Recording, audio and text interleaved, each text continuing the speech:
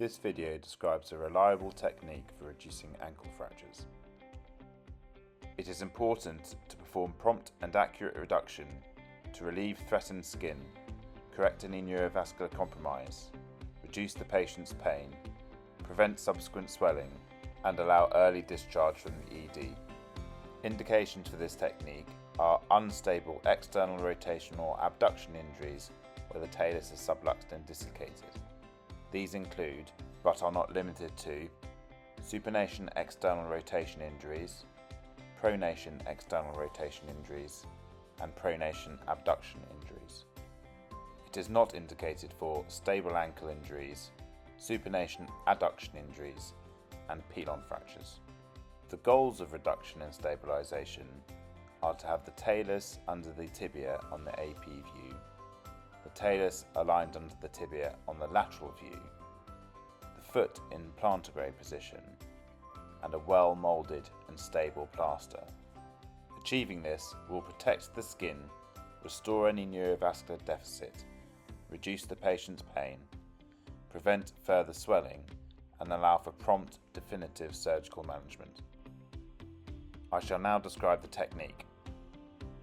You will require colleagues to provide sedation, a reduction team consisting of an assistant, a plasterer, and a moulder, and the plasterer and the moulder can be the same person, so that is a minimum of 2 people, and a suitable location such as a resuscitation area.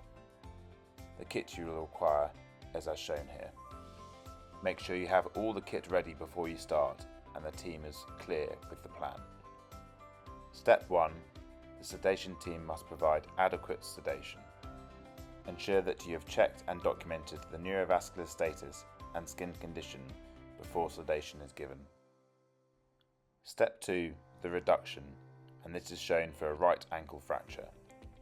The assistant grasps the great toe of the patient and lifts the foot with the right hand. The assistant bends the patient's knee to 90 degrees by supporting it under the left arm.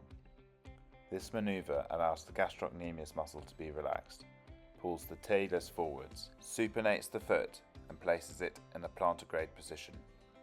Step 3. The plasterer applies the wool with a 50-50 overlap. It is important to avoid the temptation to put too much wool. Step 4. The plasterer applies the back slab and smooths this onto the wool. The assistant can help by holding the plaster at the knee and the toes to stop it falling. The plasterer then applies the stirrups, one on each side, in a similar fashion, smoothing it onto the wool. It is important not to overlap at the front to avoid creating a circumferential plaster. The plaster is then wrapped with a crepe bandage and secured with tape. Do not use a strip of plaster.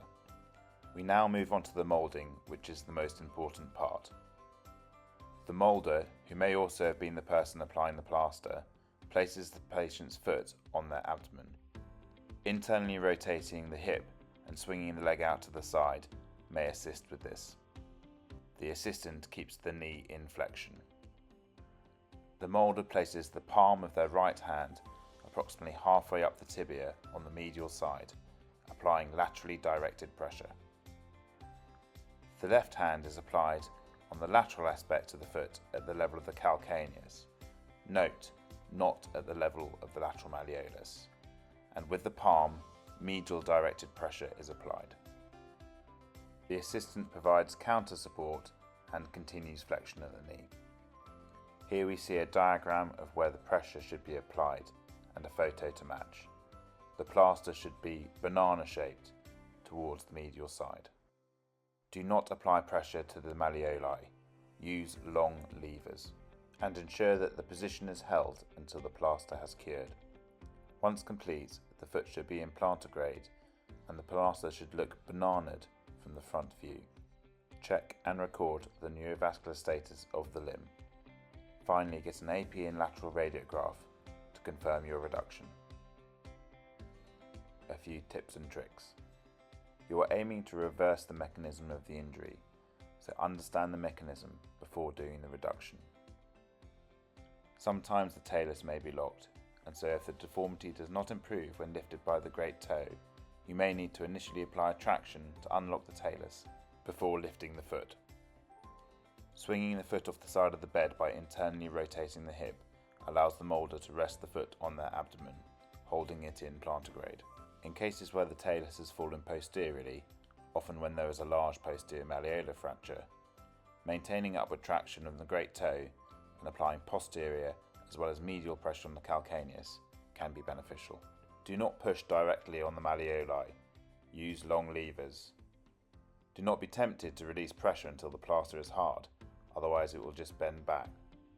Occasionally, the reduction may be blocked by soft tissue, but more commonly, malreduction is due to incorrect or poor technique. And finally, if the skin is threatened or there is neurovascular compromise, don't wait for an X-ray, get it reduced.